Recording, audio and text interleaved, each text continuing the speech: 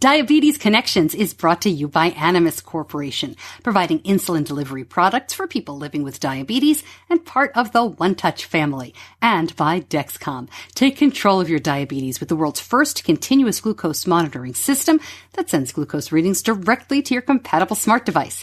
Live life on your own terms with Dexcom. Hi, it's Stacey. This podcast is not intended as medical advice. If you have those kinds of questions, please contact your healthcare provider. This is Diabetes Connections with Stacey Sims. This week, playing in the NFL was a dream come true for KJ Dillon, but his type 1 diagnosis at age 19 had him worried his career was over before it even started. I was scared because I didn't want to tell my college coaches because it was a day or two before signing day when they told me I had it, so I was real scared, so I was nervous.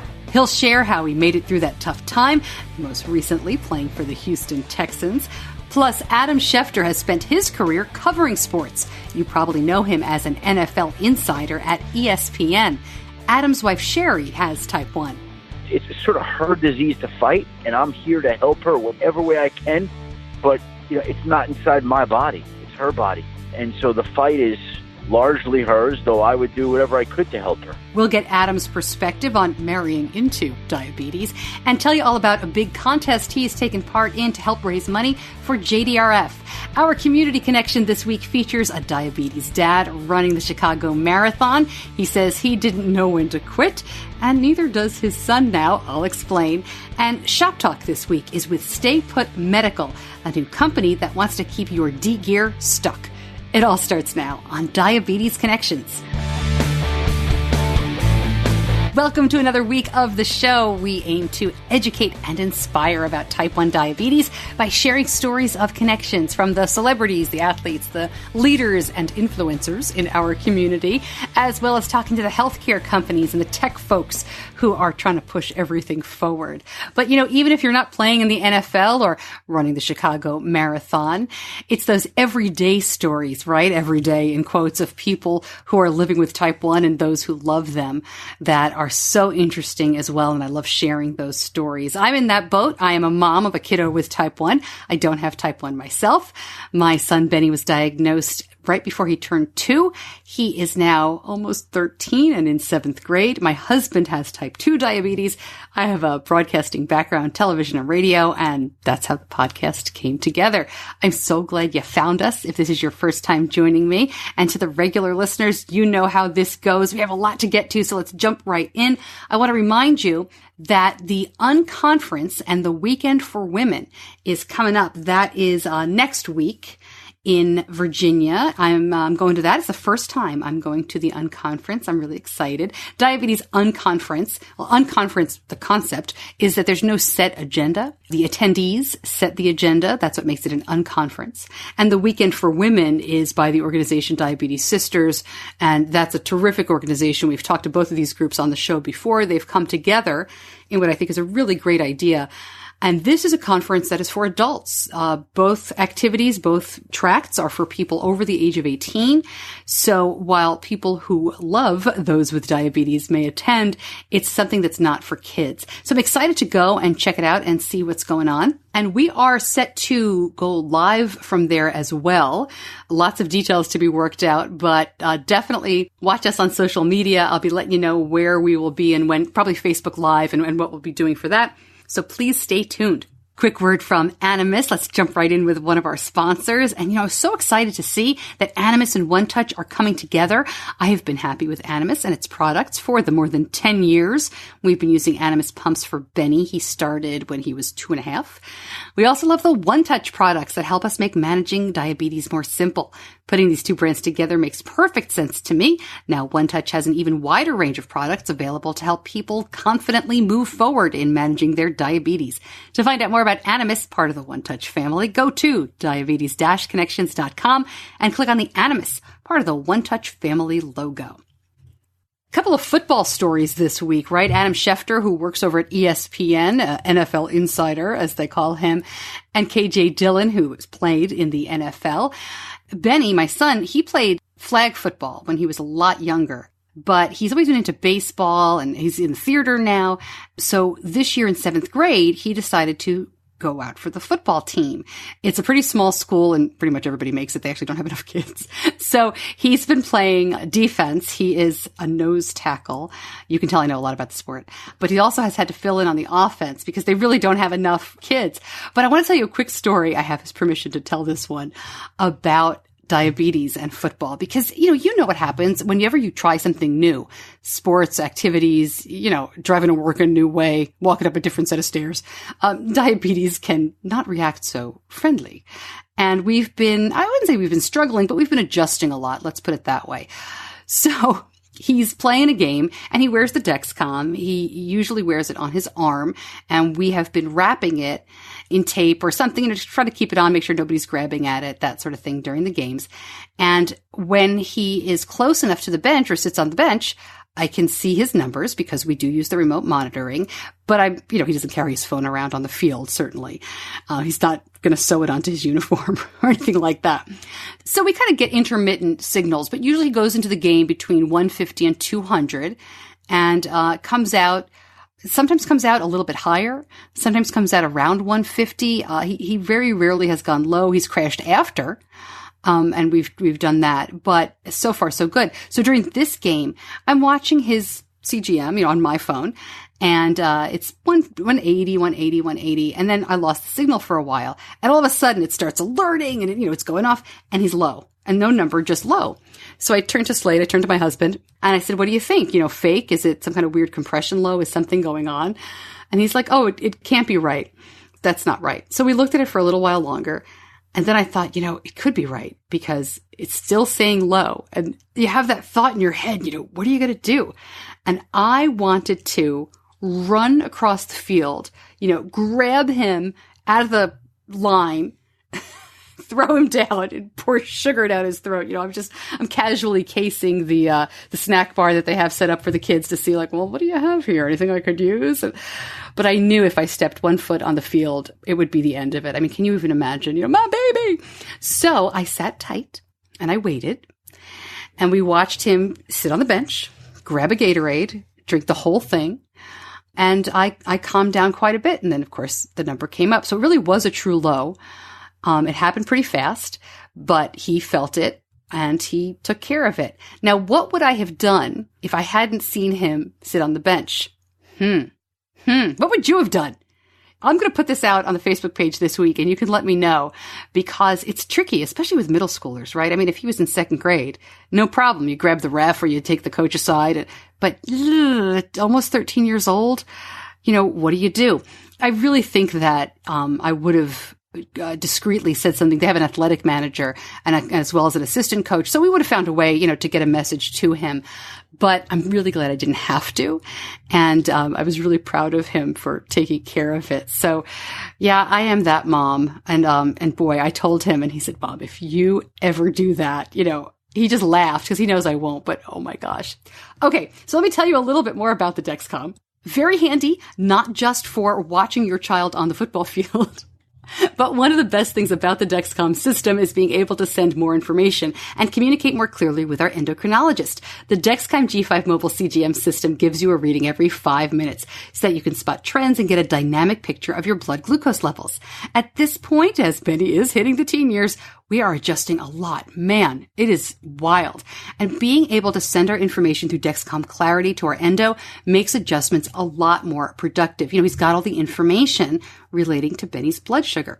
Managing diabetes is not easy, but I feel like we have one of the very best CGM systems working for us. CGM-based treatment requires finger sticks for calibration, may result in hypoglycemia if calibration not performed or symptoms expectations do not match CGM readings. For more information, go to diabetes-connections.com and click on the Dexcom logo.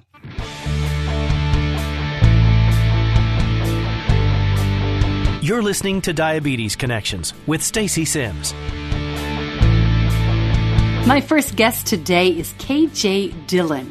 He had a dream of playing football, and he went for it. Man, he was a standout athlete in high school, getting a scholarship to West Virginia University, and most recently played for the Houston Texans in the NFL. But he was diagnosed with type 1 right before his rookie year at West Virginia.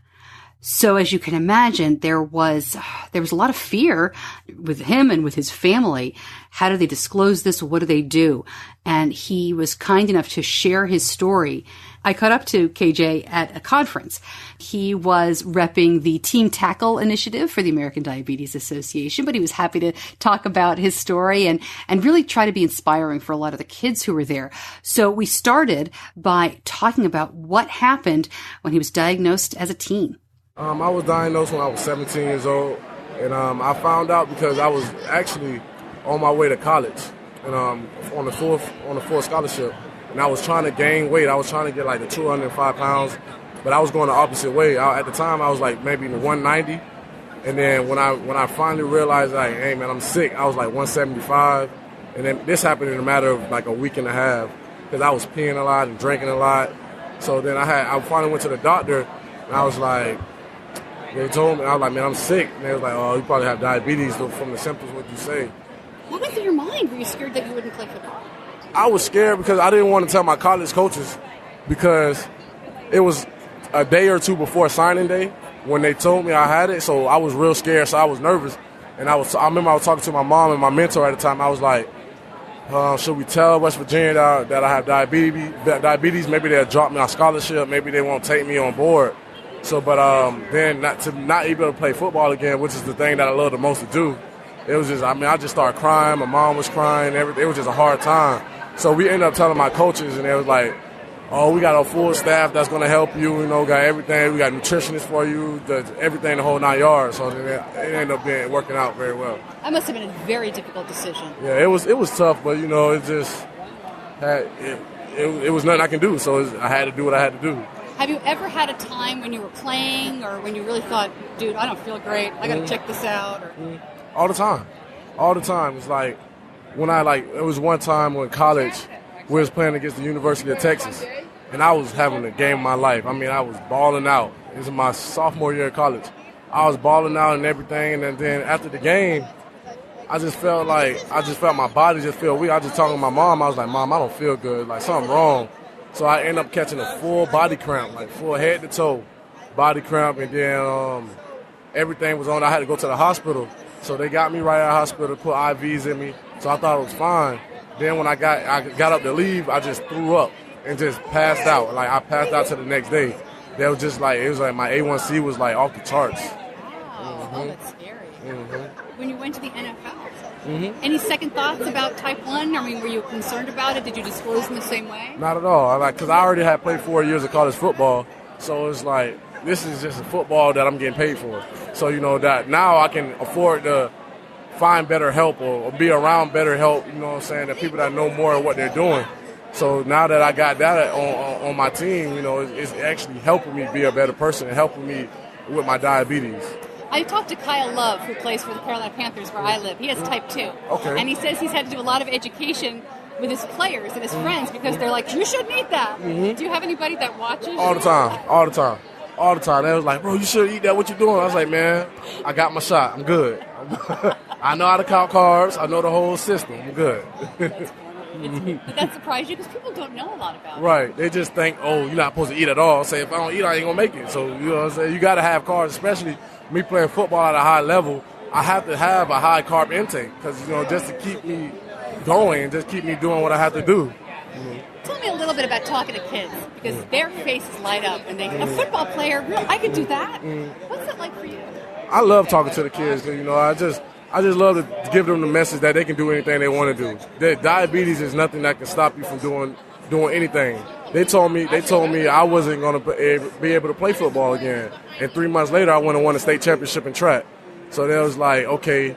So I was like, okay, I can do this. All I got to do is take care of myself. So now I go out and tell the kids, look, you can do whatever you want to do. You want to be a scientist, you want to be a football player, you want to do this, that, basketball player, you can do it.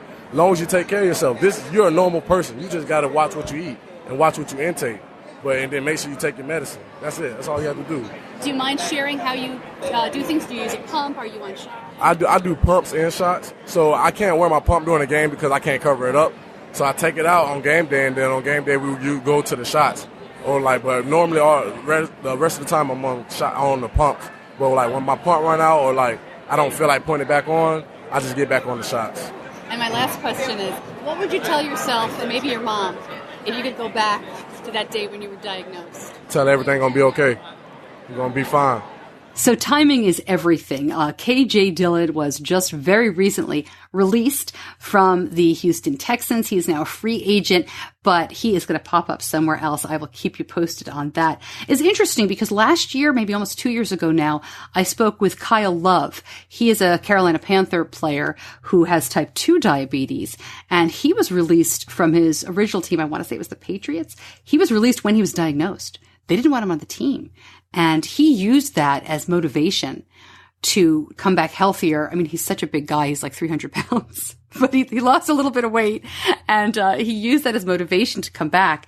And he's having a great career with the Panthers now. I will link up that episode if you'd like to hear it, along with this one in the show notes.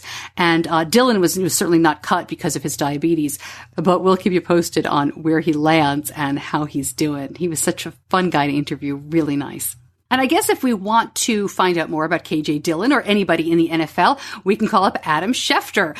You probably know Adam from the NFL Insider on ESPN. He's been there. He's been at ESPN for almost 10 years. But Adam Schefter is married to a woman with type 1 diabetes. Her name is Shari.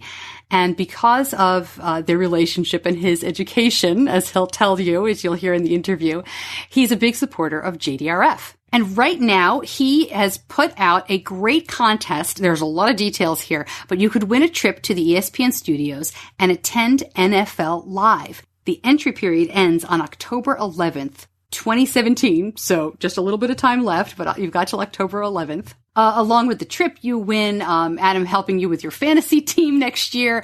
You get airfare to Bristol, Connecticut, and hotel accommodations where ESPN is. There's a whole bunch of other stuff, little prizes. You basically earn entries by sharing on social media, by making donations, but there's t-shirts and little things like that. We will link everything up at diabetes-connections.com and in the show notes, of course, when you're listening through a podcast app or on our app. There's a Diabetes Connections app. In the show notes, I link up everything that we talk about, and you can get that from the notes or from the website. You can't really get it from social media. It's a little difficult on Facebook or Twitter. So if you're listening that way, please head over to the website and you can learn more and click to enter. It was great to talk to Adam. We caught up and talked about a whole bunch of things. So here's my talk with ESPN's Adam Schefter. Adam, thank you so much for joining me. I really appreciate you taking some time during what's got to be one of the busiest times of year for you right now. Tell me about what you're doing with JDRF.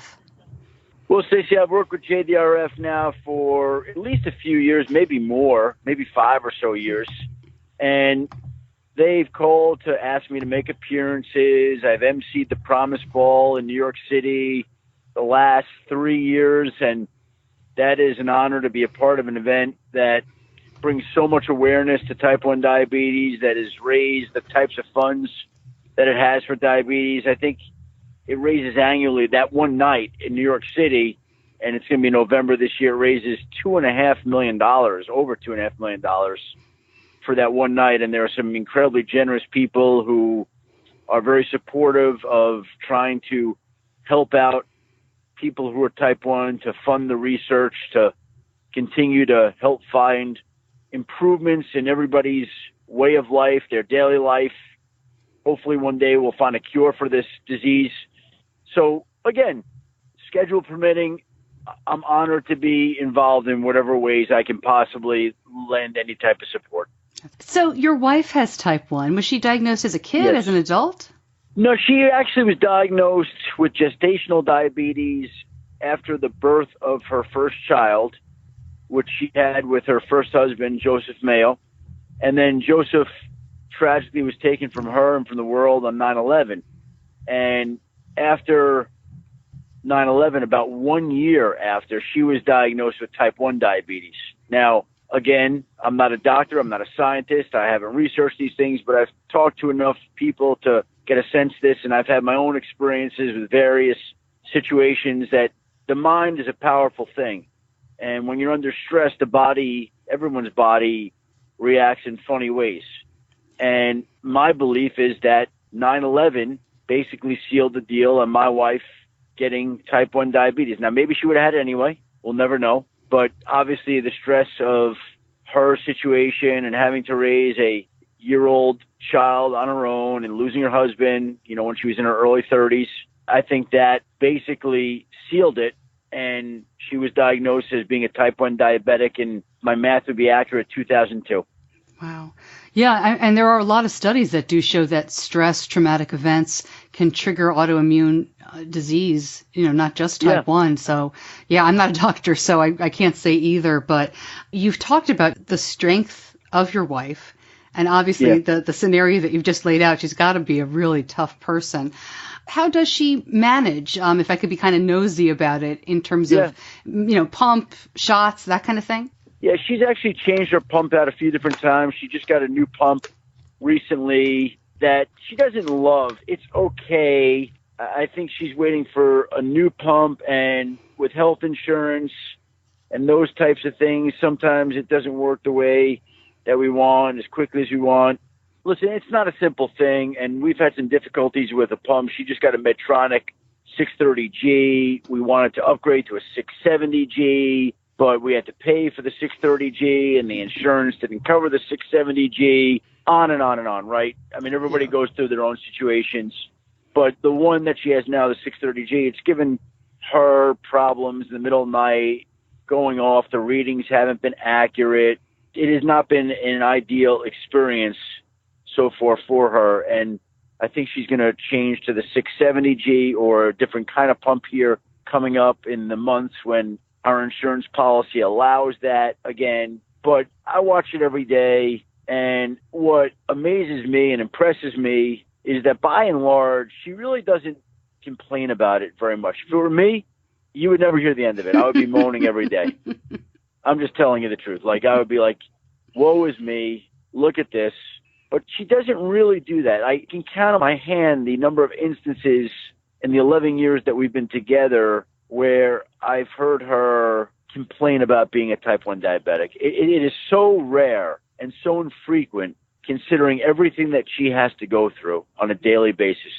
And I don't have to tell you, you understand how much it controls people's lives. And it's kind of interesting when you don't have people who are experienced and knowledgeable with it. I know someone who's a diabetic with type 1 or 2. 2. Oh, okay. 2. Well, listen, we wouldn't wish it on anybody, 2 or 1. But if you are type 1, that's obviously something that people really have to figure out how to deal with every single day. And people who are type 1 have my undying respect. Adam, I want to go back to something that you kind of alluded to, which is the insurance troubles, and not to get specific at all, but I think many people may kind of think they know you. Here's this famous guy, and he's on TV, and he's a sports writer, and how can he be struggling with things like that? It's interesting that, and it's not just diabetes, it's interesting that we all have to jump through these hoops. We all have to go through all this stuff. It's got to be frustrating from your perspective, too. Very. I just thought that was interesting. Yeah, very. And I actually reached out to Derek Rapp, who is, do you know Derek? I don't know him personally. The president and CEO of JDRF. I emailed him like, hey, do you have somebody that you could put us in touch with? And he put us in touch with a woman that is with Medtronics. But again, it just has not worked out the way that we had hoped, the way that my wife Shari had hoped. And I guess that's an example for you, is that everybody, as you mentioned, deals with this in their own personal way. It comes with challenges for everybody at all times. And this is something that we all deal with. This is what my wife is dealing with. And, she doesn't have the exact pump that she would like right now. It's tough. It's challenging. It's not easy on her. Thus, it's not easy on me. But she's the one that has to live with it. I live with it with her, but I'm not type 1. And again, thank God I'm not, because I would, like I said, be a horrible patient if I were. I think I would be too. It's funny. I'm realizing as I've talked to you now, Adam, I've talked to a lot of parents of kids with type 1 and a lot of adults with type 1 and healthcare companies and endocrinologists. But I think you're the first person who's married to a type 1, a significant other. Huh. And that perspective is really interesting. Do you mind if I ask you, how did she tell you, were you on a date and she said, look, I'm going to be shooting up, or, hey, I'm counting my car. How did it come up? And, how do you handle it in your relationship? It came up very early on. There were a couple of things that she was very transparent about. Look, I am a single mother. I am a type 1 diabetic, and this is who I am. And what's interesting, now that you say that, is that I was somebody who was so picky and probably immature and silly in some of the dating decisions that I made over the years. And if at another time in my life I had come across a single mother who was a type 1 diabetic, I probably would have run for the hills. But when I met my wife, I was so smitten with her that I only wanted to try to help. And, I don't remember how she told me or when she told me, but I remember her saying, oh, okay. And I've tried to learn about it and be educated. And even if we get to an argument now, she'll be like, you don't even know the difference between basal and bolus. And I'm like, yes, I do. So it's just something that I cannot recall exactly when it came up for the first time, but it's just a part of the relationship. And frankly, I don't know as much as I should probably. I even said to her the other day, what do they call the injections at the side of the bed? The epi injections? I'm not sure if I'm getting that right. The glucagon injections? Yeah, the glucagon injections, yeah. She showed me once, and I hate needles. You know how to do it. And she must have showed me that 7 or 8 years ago, and I said to her, hey, we probably need a refresher course on how to use the glucagon needles in the event that this comes up again. Because I want to be aware. And again, I don't know everything, but I try to be as aware of everything as I can be. Yeah. Hey, I don't know if she told you or if you know, but you can actually put an app on your phone for the glucagon, and it'll walk you through it. It's really, I didn't know that. Yeah, it's really cool. It's just the Lily Glucagon app, and you can kind of discreetly practice. So you could impress her with your knowledge, do it on the sly, and then be like, hey. I'm going to put it on the phone right now, Stacey. What's the name of the app? I think it's just called Glucagon. That's what it says on my phone as I'm looking at it. And I hope to never open it up. Yeah, yeah, exactly. Yeah. Glucagon. So there's an app for that. Oh, wow, that's amazing. I am installing Glucagon right now as we speak. See, now you'll be an expert. You can practice and surprise her. That's really funny. No, it's very handy. Well, I'm gonna save it for when she gets mad at me, which is I'm not as well versed in the area. And I'm like, what, are you kidding me? I put the Glucagon app on my phone. That's so funny. But it's got to be difficult because I know that if I had type 1, and, as much as you and I think, as you said, we'd complain about it, and I would be, my son is much tougher than I could be, I think, and he doesn't really complain. Yep. But I don't know that I'd want it to kind of, it's not like your wife is not your mom, right? You don't want to be taking care of each other in that way. She's an adult. She wants to be responsible. And so, as I said, I haven't talked to a lot of spouses, but I would think there's also that point of her saying, I do have this, right? I got this. My blood sugar might be high. I'm cranky, but leave me alone. It's not. Does that kind of thing happen? Yeah, and when her sugars go low, it's not fun for anybody. Yeah. And I'm like, well, what do you need? And leave me alone. No, just leave me alone. I'm like, okay, like it's a helpless feeling for her, and it's a helpless feeling for me, and it's not easy. It's tough, and sometimes I wake up at 3 a.m, like, where's my wife? And she's downstairs eating cereal and milk. Mm-hmm. Right? That happens. So, like I said, anybody dealing with the type 1, very challenging, but it impacts everybody. No more so. I mean, most of all, the person that has it and is dealing with it, but everybody. Sure. It really does. So I have to ask, if you don't mind, some ESPN, some sports type stuff, was this something you always wanted to do? Because, I went to college at Newhouse at Syracuse, surrounded by guys. That's all they wanted to do, and women, too. They just wanted to go and be sportscasters. Did you know from a really early age that this is what you wanted? No, because nobody told me that you could do this, that it was real. Huh. And I know this is going to sound crazy, but I could only have dreamed to be doing what I'm doing now, and it actually exceeds any dreams that I would have had as a child doing what I'm doing now. And I really didn't know anybody in the sports world. I loved the sports world growing up. I went to high school on the South Shore of Long Island, Belmore John F. Kennedy High School, and remember I had a young man in my class named Michael Nissenson, whose father, Herschel Nissenson, was a sports writer for the AP, the Associated Press, and he covered college football. I always thought, that is the coolest thing ever. And I never met him, but I always remembered that. And I really thought that those jobs are jobs for other people, jobs that other people do. And I don't know, I just kind of stumbled into all this. It wasn't anything that I set out to do. Something, like I said, that is so much greater than anything I could have imagined I would do. And I feel very fortunate and blessed to have the job I do. That's wonderful. What do you think would surprise fans and people who who watch you? Is it the amount of work that goes into it? Is the amount of travel that goes into it? Because that always stuns me. No, it's not travel, because really my travel exists between New York and Connecticut. I only go to one football game a year at the Super Bowl. But you know what it is? It's relentless. And I wouldn't have it any other way, because I love it. But it's just unending. And sometimes in this day and age where the news cycle has been sped up to be so quick, and there's things that are happening all the time, I feel bad that I'm with my family and you're trying to have a enjoyable, quiet moment, and all of a sudden you get a text, something happened. You know, I'll tell you a true story. My son turned 17, and he had just gotten his license this summer, and we were taking him to a car dealership to go pick up the car that we had leased, and we pulled into the parking lot, and just as we pulled in, I get a text. The NFL suspending Cowboys running back Ezekiel Elliott for 6 games for domestic violence. I'm like, oh, okay. So, follow the story, go on SportsCenter, call into ESPN Radio. And as I'm doing that, there are 2 other big NFL trades that are made. Sammy Watkins traded from Buffalo to the Los Angeles Rams. Jordan Matthews traded from Philadelphia to Buffalo. Buffalo trading Ronald Darby, the cornerback, to Philadelphia. And I've got SportsCenter calling, ESPN Radio calling. So we go to get my son's car, which is a day that he's dreamed about for a long time, and I rarely have seen him as excited as he was that day.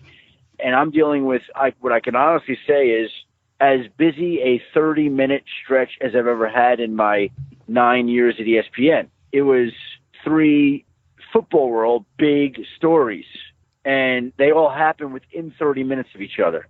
And so I'm in, the dealership getting this car that we're leasing and trying to do all this, and that's the job. That moment was marred because the NFL doesn't really care that my son's leasing his first car at that moment. I hear you. I was in news radio for a very long time. I have a lot of stories like that. I was trying to make cookies with my daughter when they found Saddam Hussein, and you go into work and you love the job and you hate the job all at the same time. But you started a podcast this year too, right? I mean, you started a podcast last January, correct? Did you like doing that too? Is it a little different? I figured I might as well do something a little different. Yeah, it's been very enjoyable. It's one more thing for me to worry about, and I do, because I just think about who am I going to get as a guest this week? What am I going to talk about? And so this is what happens, I think, when you are all in on your job. It just stays with you, right? It never leaves you. Yeah. So that's the part that I am apologetic about to my wife and children, because, again, like I said, it just never leaves you. It's just always there. That's like anybody who works in any line of work that is conscientious and cares about what they do. Sure. I think it always weighs on your mind, right? Mm-hmm. I should know this. I apologize. Your wife isn't quite as much in the public eye, let's say, as you are, certainly. So when you do things like this for JDRF, right. How does that go over at home? Is she, my son is happy, but also kind of embarrassed sometimes. And I think that's more to do with being 12 than anything else. I listen, I do it for her. I do it for all the people like her. I do it to try to raise as much money and funds and awareness as I possibly can to do my tiny little part in this fight, in which many more people do a lot more than I do. And yeah, every time I do something like that, I think of her, and it is done for her as well as all the other people that are fighting that disease. Yes. And then another thing I wanted to make sure to ask you is, I'm curious, I know you said she uses the Medtronic. Does she use any kind of continuous glucose monitor where you can see her blood sugar numbers? No. Okay. I mean, she records them in a notebook, and I every now and then have looked. But, I've come to realize that, I can't really tell her what to do. She's going to live her life the way that she wants to live her life, and she knows her body better than doctors or me know her body, and she knows what she can do and can't do. And it's sort of her disease to fight, and I'm here to help her whatever way I can. But, it's not inside my body. It's her body. And so the fight is largely hers, though I would do whatever I could to help her anytime and support her. Does that make sense, Stacey? Oh, absolutely. The reason I was asking is because we have a lot of people now wear a continuous glucose monitor, and you can see the blood sugar on their phones. And then the question is, who do you share it with? Yeah, I don't think she wants me to know her numbers all the time. Yeah, I would be like, what are they doing so high right now? Right. And she would say, you know what, mind your own business, okay? Okay. So let's get back, before I let you go, let's talk about the contest real quick, because, I will give all the rules and regulations. We will link it up in the show notes and at diabetes-connections.com. But That's really cool that you're going to be doing so much with somebody who wins this, and there's lots of opportunity here. Do you have people out there at the studios often? I mean, I can't imagine this is something that comes along every day. Again, we had to get permission from ESPN to allow it to happen because we're not allowed to auction off certain items for charities, even though it is a great cause. And ESPN signed off on me working with Prizio to come up with this prize that people could come tour ESPN, watch NFL Live, have lunch with me, do whatever it is that is included. I don't even remember because honestly, there are so many little things I've tried to do for people. I've lost track of exactly what this contest entails. Other than I know guests would be coming to ESPN for a tremendous cause, with 100% of the proceeds, 100% going to JDRF. So listen, again, it's just another little thing. We were talking about this earlier. Tiny little ways I could try to be involved and raise funds. And this is another example, and I hope it makes my wife happy, and I hope it helps raise a lot of money, and I hope it does a lot of good. And you just continue to try to do these acts of kindness that you hope make some small difference somewhere along the way. That's all I can do, right? That's all we can do. Adam, thank you so much for joining me, and thanks for everything that you are doing to help the cause. I really appreciate it. Thank you, Stacey. I appreciate having me, and good luck to everybody out there. And we're going to one day make your life better and better and better to the point where eventually, hopefully, there's a cure for type 1 diabetes.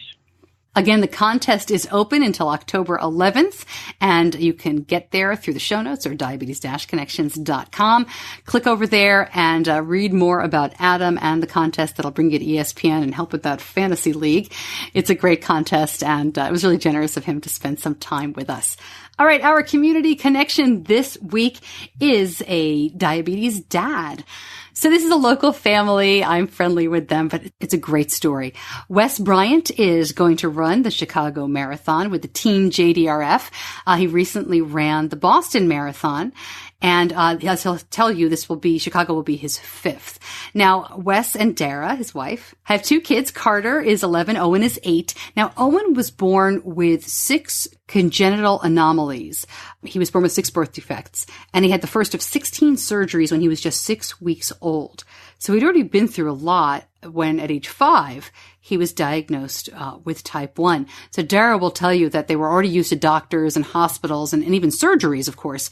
But then type 1, as she says, never goes away and you don't get a break. And they traveled together to go to Boston, but it wasn't a fundraiser for JDRF. It was just a really great event for Wes, but you'll hear him talk about it. And in doing that, he wanted to do more and do more for his family as well.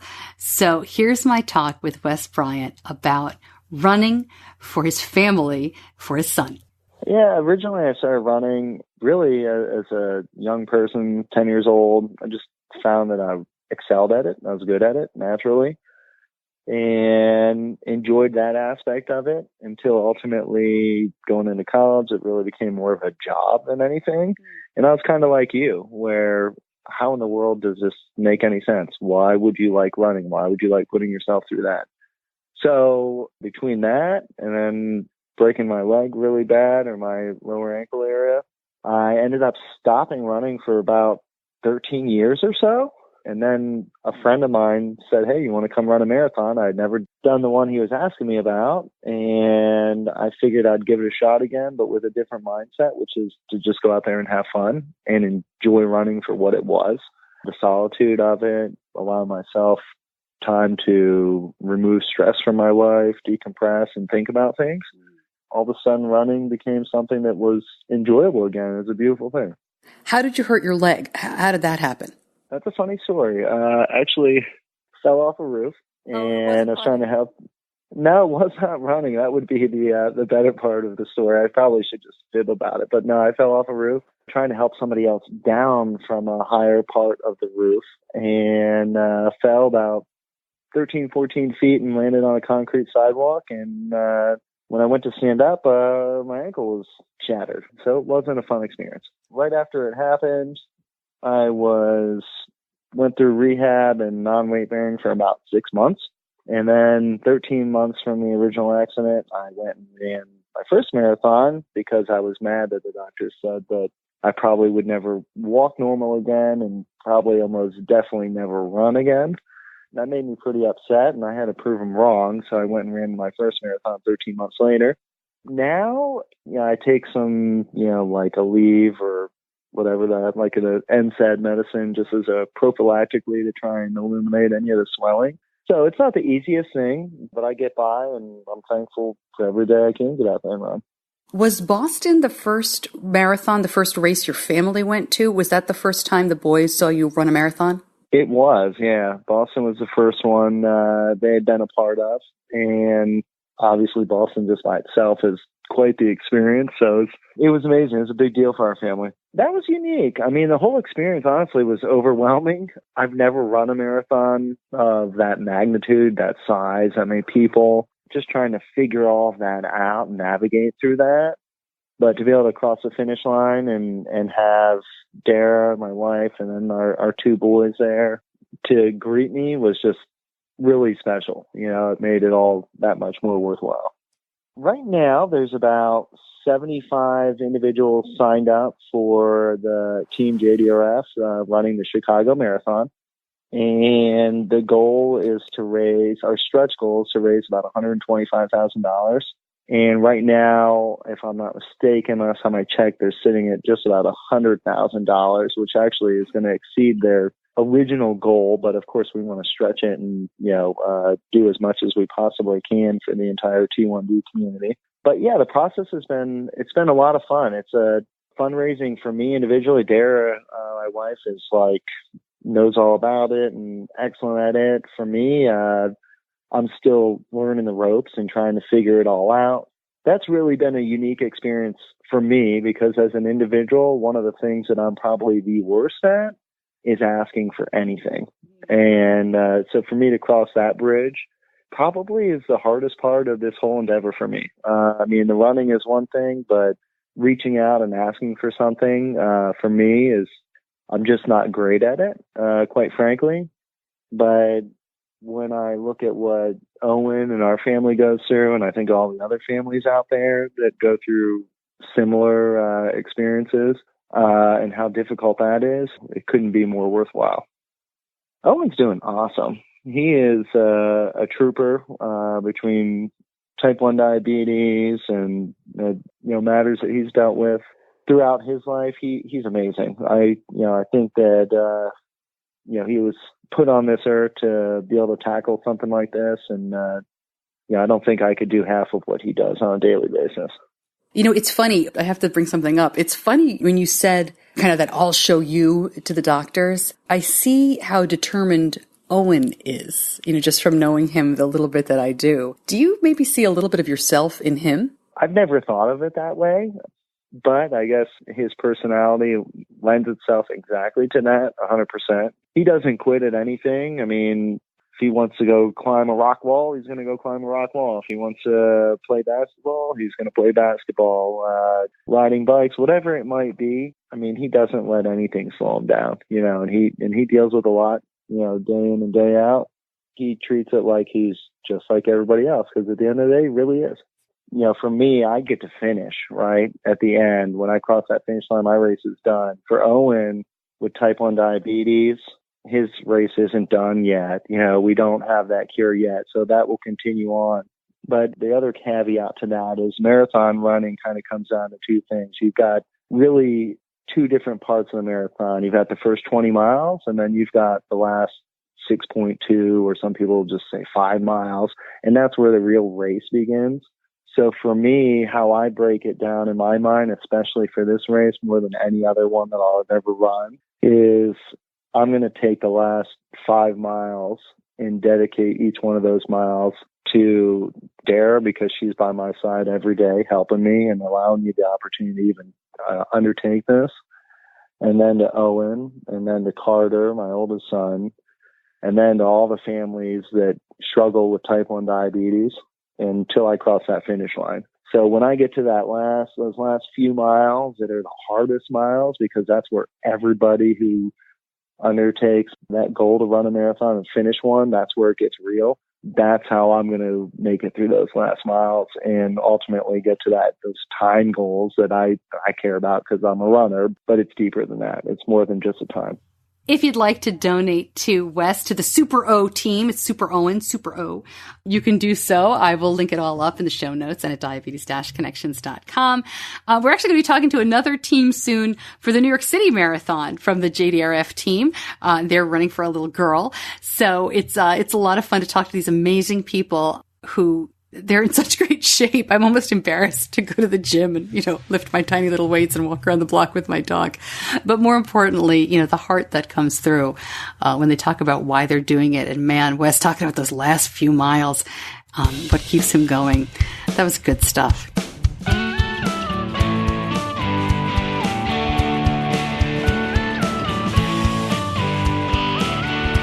Our Shop Talk segment this week. Shop Talk, if you're new to the show, this is a newer segment. I go to a lot of conferences during the year, which is really fun and interesting, and you'll meet a lot of cool people, and you also meet a lot of vendors and exhibitors who have stuff, products, causes that, you may not know about as you listen. So our Shop Talk segment is letting me bring all of that to you. These were all taped at the Friends for Life conference in July. There are more than 50 vendors, and we will try to get to all of them. Mike Mangus is the president of StayPut Medical. If you wear a CGM, whatever brand you wear, you probably put something over it to keep it on, whether it's tape or stickers or surgical tape or colorful tape or duct tape. No, please don't do that. We're all trying different things. And StayPut is trying something new. I'll let Mike describe it. Here is Mike Mangus. StayPut Medical is a kinesiology tape overlay made for wearable medical devices. So what we did is we saw a need in the industry for a durable, water-resistant, trimmable overlay for these wearable devices that are phenomenal in the market today, but may or may not have an issue with staying on the skin. And if they don't stay on the skin, the efficacy is not going to be there. There are a lot of products like this right now. What makes yours great? Great question. The differentiating factor with this is really threefold. Number one, it's trimmable.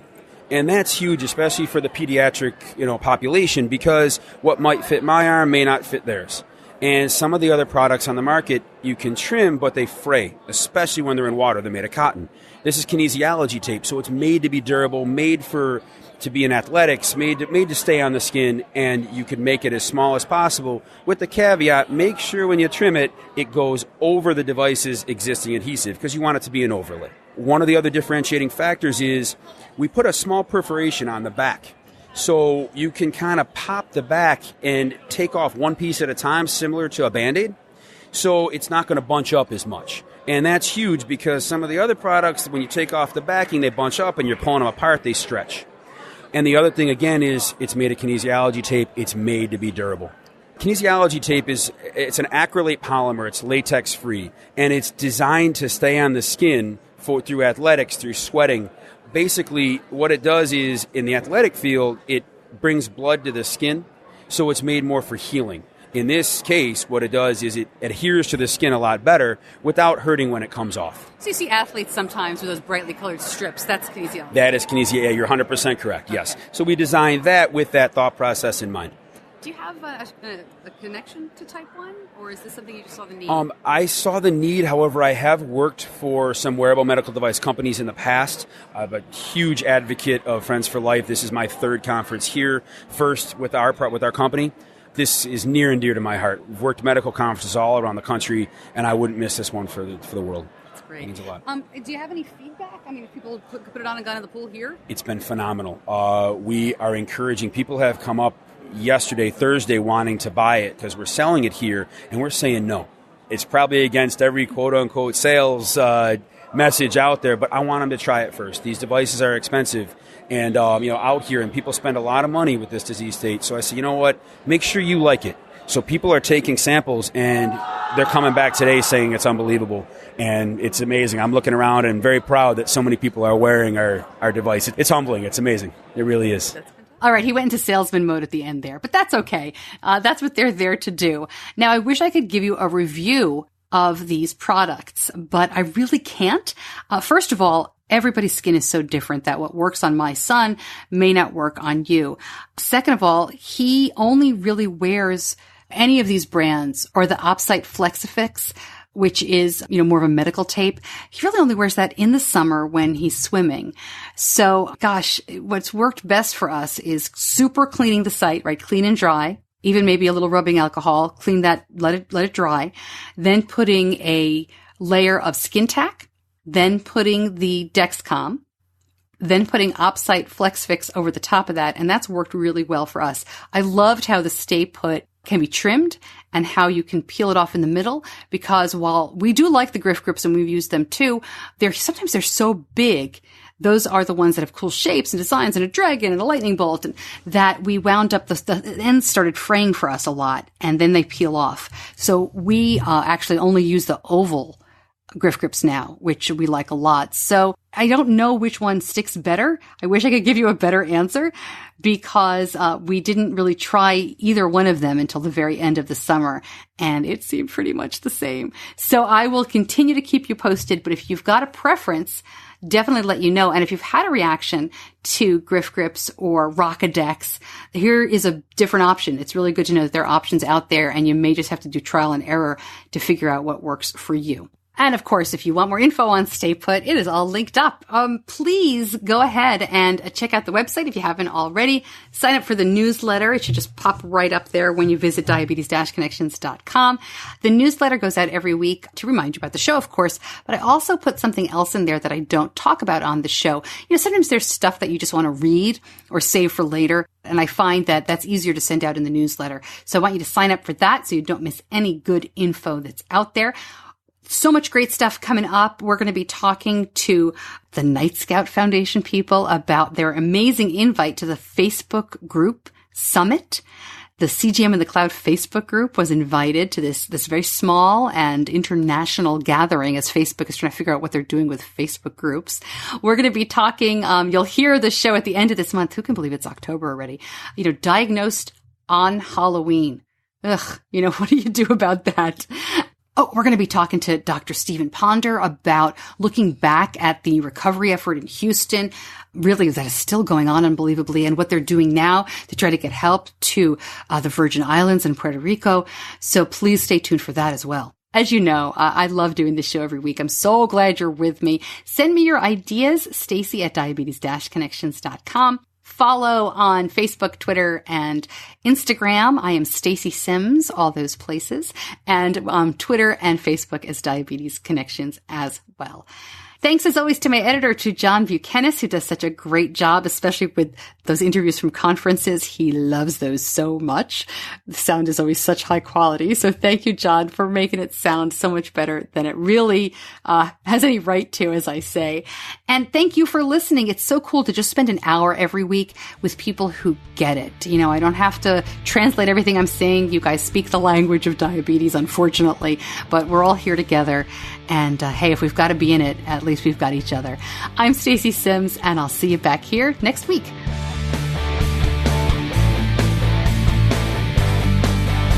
Diabetes Connections is a production of Stacey Sims Media. All rights reserved, all wrongs avenged.